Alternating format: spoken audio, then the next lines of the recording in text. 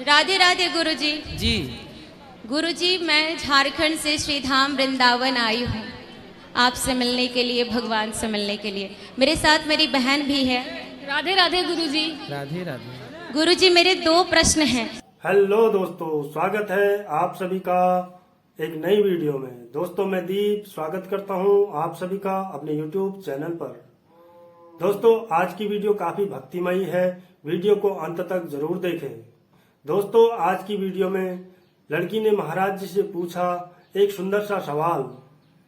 लड़की ने महाराज जी से पूछा कि महाराज जी, अगर मैं प्रेजेंट में पिछले जन्मों का कर्म का फल भोग रही हूँ तो मैं वर्तमान में क्या कर रही हूँ।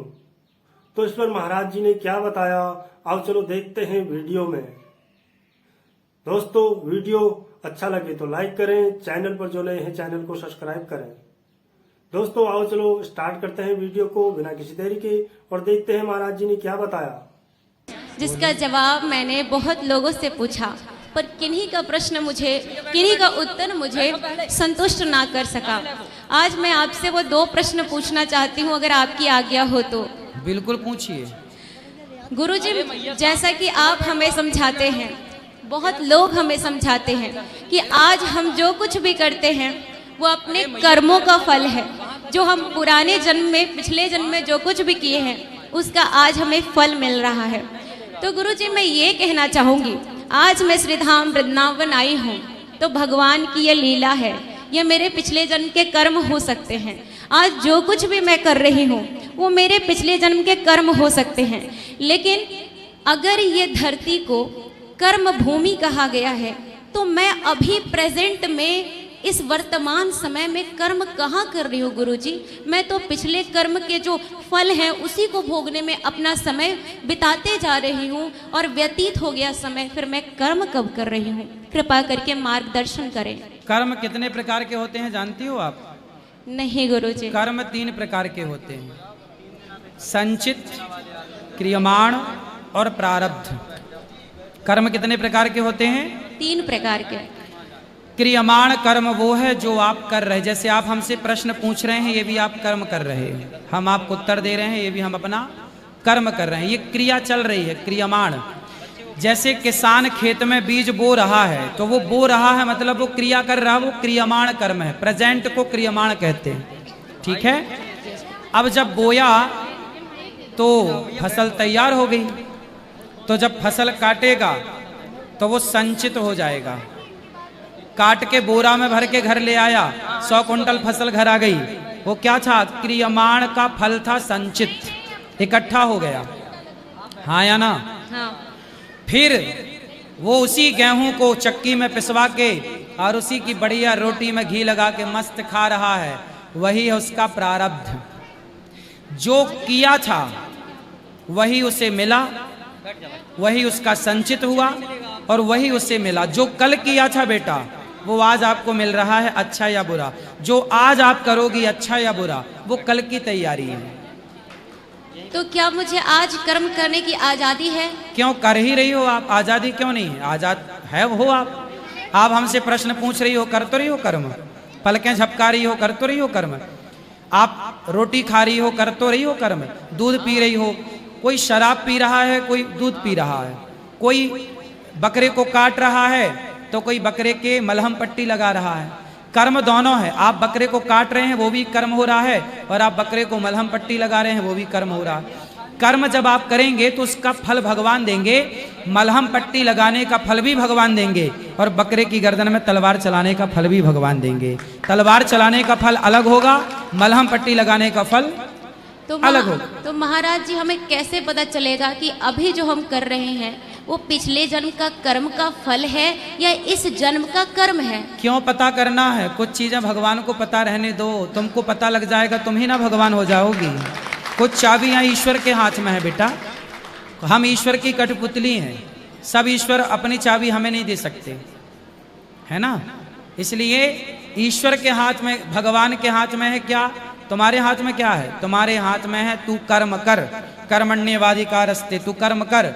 फल भगवान के हाथ में, तू कर्म कर, भगवान देंगे। तो आप कर्म को बेहतर करिए, मस्ती से करिए और फल की चिंता ना पालिए, ईश्वर है आपके साथ। धन्यवाद गुरुजी। अब मेरा दूसरा संतुष्ट प्रश्न। हुई इस प्रश्न के उत्तर से? हाँ, संतुष्ट तो हो गई। ठीक है, दूसरा पूछो। दूसरा प्रश्न है कि महाराज जी, जो भगवान विष्णु हैं, श्रीमन नारायण, उनके पार्षद 3 रूपों में 3 युगों में धरती पर आए। पहला वो सतयुग में आए हिरण्याक्ष और हिरण्यकश्यप के रूप में।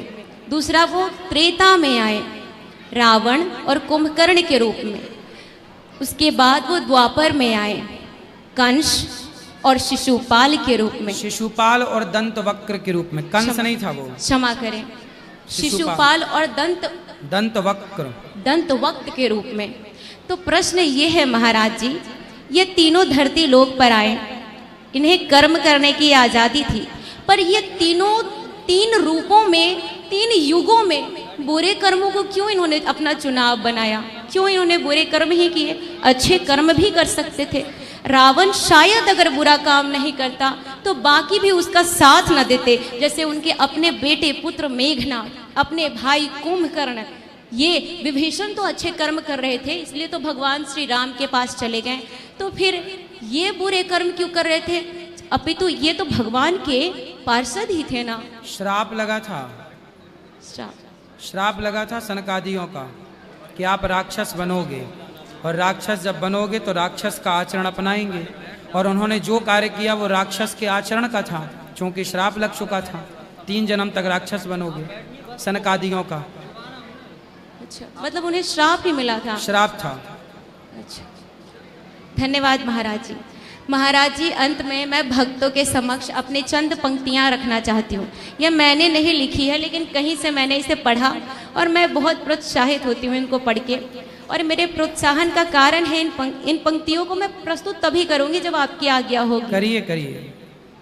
तो भगवान श्री कृष्ण कुरुक्षेत्र में कहते हैं अर्जुन को, जब अर्जुन पूछते हैं कि आप अपना जल्दी नाम बताइए, क्राम काम क्रोध की बात कही तो मुझको उत्तम काम बताओ, और खुद को ईश्वर कहते हो तो जल्दी अपना नाम बताओ। ऐसा प्रश्न अर्जुन का था। तो भगवान श्री कृष्ण जो जगत पिता हैं, उनका जवाब है कि मैं भक्तों के बीच प्रस्तुत करना चाहती हूँ कि कान खोल कर सुनो पार्थ, मैं ही त्रेता का राम हूँ। कृष्ण मुझे सब कहते हैं, मैं द्वापर का घनश्याम हूँ। रूप कभी नारी का रखकर मैं ही केश बदलता हूँ। धर्म बचाने के खातिर मैं अनगिन वेश बदलता हूँ। विष्णु जी का 10म रूप मैं ही परशुराम मत वाला हूँ। नाग कालिया के फन पर मैं मर्दन करने वाला हूँ। बांकासुर और महिषासुर को मैंने जिंदा गाड़ दिया। धर्म बचाने के खातिर नरसंग बन हिरण कश्यप फाड़ दिया। रथ कहीं नहीं चलता है, बस मैं ही आगे बढ़ता हूँ। धनुष हाथ में तेरे हैं अर्जुन, धनुष हाथ में तेरे हैं, पर रणभूमि में मैं लड़ता हूँ, रणभूमि में मैं लड़ता हूँ। सुंदर। धन्यवाद गुरुजी।